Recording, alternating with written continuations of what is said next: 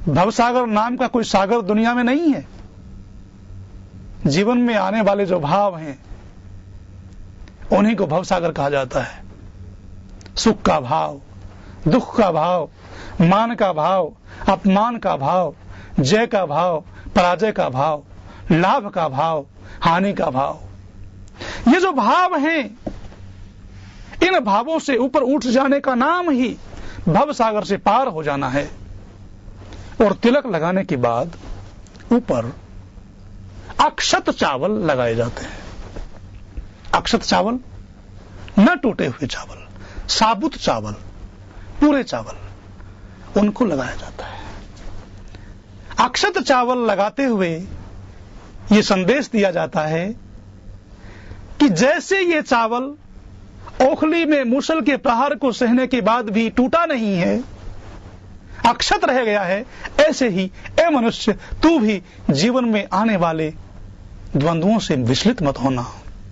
तू भी जीवन में आने वाले भावों में फंसना मत। इन भावों से ऊपर उठ जाना। जीवन में आने वाले भावों से ऊपर उठ जाने को ही भवसागर से पार हो जाना कहते हैं। सूर्य का एक गुण है, सूर्य धरती के हर हिस्से से, कुओं से, बावड़ियों से, झीलों से, नदियों से, समुद्रों से जल को भाप के रूप में ऊपर लेता है, खींच लेता है और फिर समय आने पर बरसात के रूप में धरती को वापस कर देता है, जिससे वृक्ष उत्पन्न होते हैं, वनस्पतियां उत्पन्न होती हैं, जंगल लहरा उठते हैं, वृक्ष झूम उठते हैं, पक्षी चहचहा उठते हैं। सूर्य के गुण को, इस गुण को धारण करने का मतलब है मनुष्य भी समाज से धन कमाए, समाज से अन्यान्य स्रोतों से धन का संग्रह करे, परंतु उस कमाए हुए धन को समाज के कल्याण के लिए, राष्ट्र के उत्थान के लिए लगा देवे, केवल अपने लिए ही प्रयोग न करे। जैसे सूर्य खींचे हुए जल को वापस धरती पर बरसा देता है, इसी प्रकार से उस कमाए हुए धन को भी वृष्टि के रूप में समाज के उत्थान के लिए, राष्ट्र के कल्याण के लिए लगा देना चाहिए। ये सूर्य का चौथा गुण है।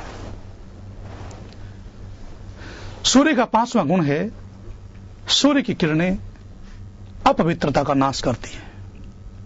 जहां सूर्य की किरणें नहीं पहुंच पाती हैं, वहां रोग के कीटाणु पैदा हो जाते हैं, रोग फैलने लगते हैं। सूर्य की किरणें उन रोग के कीटाणुओं का नाश करती हैं, अपवित्रता का नाश करती हैं। मनुष्य भी समाज से पाप, अनाचार, अत्याचार को दूर करे, समाज और राष्ट्र के जाति भेद के कीटाणुओं को, समाज और राष्ट्र के शत्रुओं को नष्ट करने का प्रयत्न करे। अहिंसा परमो धर्म।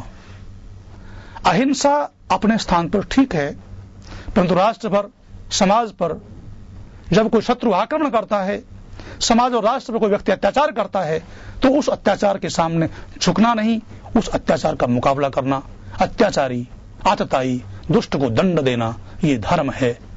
और उस दुष्ट के सामने, अत्याचारी, अन्याय के सामने झुक जाना पाप है, अधर्म है। सूर्य संदेश देता है कि समाज से अनाचार, अत्याचार, अन्याय को दूर करो।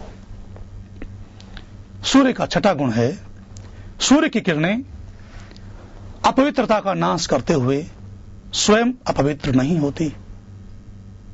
मनुष्य भी समाज से बुराइयों को दूर करे, परंतु स्वयं उन बुराइयों में फंसे नहीं।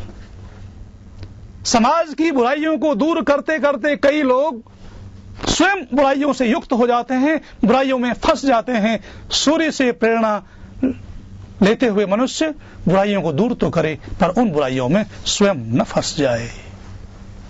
इन सूर्य के 6 गुणों को धारण करने का मतलब है सूर्य के गुणों का अनुसरण करना, आकाश के सूर्य का अनुसरण करना। तो जीवन के ताने बाने को तनते बनते हुए आकाश के सूर्य के का अनुसरण कर, ये तो पहला साधन है मनुष्य बनने का।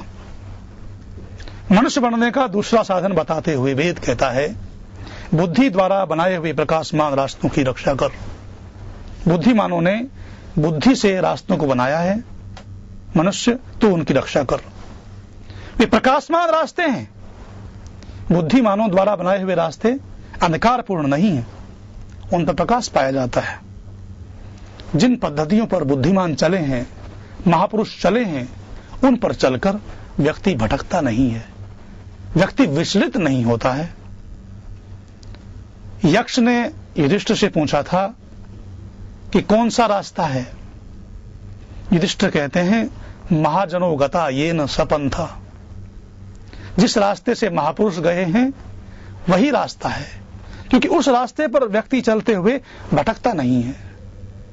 महापुरुषों ने समाज और राष्ट्र के कल्याण के लिए सदग्रंथों का निर्माण किया। मध्यकाल में ऐसा समय आया जब अनेक पुस्तकालयों को जलाकर खाक कर दिया गया। तक्षशिला, नालंदा आदि विश्वविद्यालयों के जो पुस्तकालय थे, 6-6 महीने तक उनकी पुस्तकों से स्नान घरों का पानी गर्म किया जाता रहा। क्या ऐसे लोगों को जो प्रकाशमान रास्तों को नष्ट करते हैं, जिन ग्रंथों के द्वारा प्रकाश दिया जाता है, उन ग्रंथों को जो नष्ट करते हैं, क्या उन्हें मनुष्य कहा जाएगा?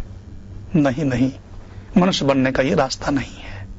मनुष्य का बनने का मतलब है कि जो महापुरुषों ने प्रकाशमान ग्रंथ बनाए हैं, प्रकाशमान रास्ते बनाए हैं, उन रास्तों की तू रक्षा कर, उन रास्तों पर तू भी चल, उन प्रकाशमान रास्तों को, उन रास्तों पर बताए हुए सदग्रंथों में बताए हुए उपदेशों को अपने जीवन में धारण कर। अगला साधन बताते हुए वेद मंत्र कहता है, विद्वानों और उपासकों के उलझन रहित कर्मों को तू आगे बढ़ा। उपासकों के कर्म, ऋषियों के, मुनियों के, महर्षियों के कर्म उलझन रहित होते हैं। व्यक्ति उन कार्यों को करते हुए कभी उलझन में नहीं पड़ता। वेद कहता है कि तू इस प्रकार का कर्म करता हुआ इन कर्मों की वृद्धि कर। दधीची का त्याग, हरिश्चंद्र की सत्यनिष्ठा, राम की पितृभक्ति, कृष्ण का न्याय पोषण, दयानंद की क्षमाशीलता आदि ऐसे उलझन रहित कर्म हैं जिनको करते हुए व्यक्ति कभी दुविधा को प्राप्त नहीं होता। यह मंत्र कहता है, जीवन के ताने बाने को तनते बुनते हुए आकाश के सूर्य का अनुसरण कर।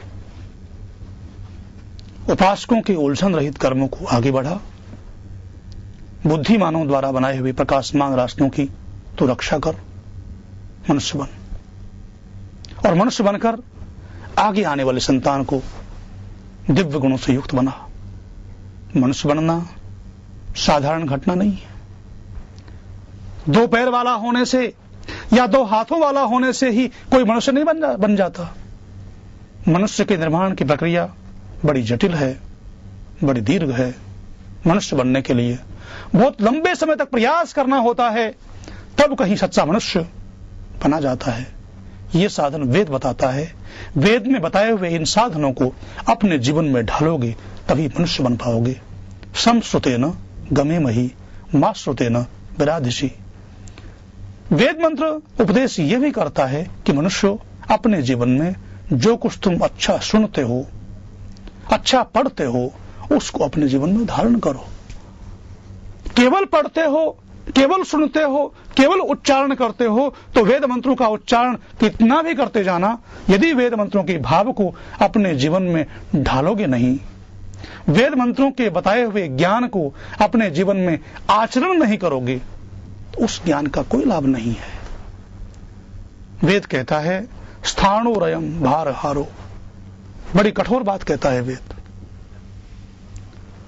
वेद ने जिस शब्द का प्रयोग किया है उस शब्द का हम प्रयोग नहीं करते। वेद कहता है कि वो एक भार ढोने वाला पशु है। जो मनुष्य वेद मंत्रों का पाठ तो करता है, उच्चारण तो करता है, परंतु उन वेद मंत्रों को अपने जीवन में ढालता नहीं है। जैसे भार ढोने वाला पशु होता है, उसके पीठ पर चाहे मिश्री लदी हुई हो, चाहे पत्थर लदे हुए हों, उसको ये मालूम नहीं है कि मेरे पीठ पर मिश्री लदी हुई है या पत्थर लदे हुए हैं। ऐसे ही जो मनुष्य वेद मंत्रों का उच्चारण तो करता है, सदग्रंथों का उच्चारण तो करता है, उनका पाठ तो करता है, परंतु उनको अपने जीवन में ढालता नहीं है, वो व्यक्ति भी उस भारवाहक पशु के समान है। वेद बड़े कठोर शब्दों में ये बात कहता है। तो अपने जीवन में वेदों में बताए हुए मंत्रों को ढालने का प्रयास करो।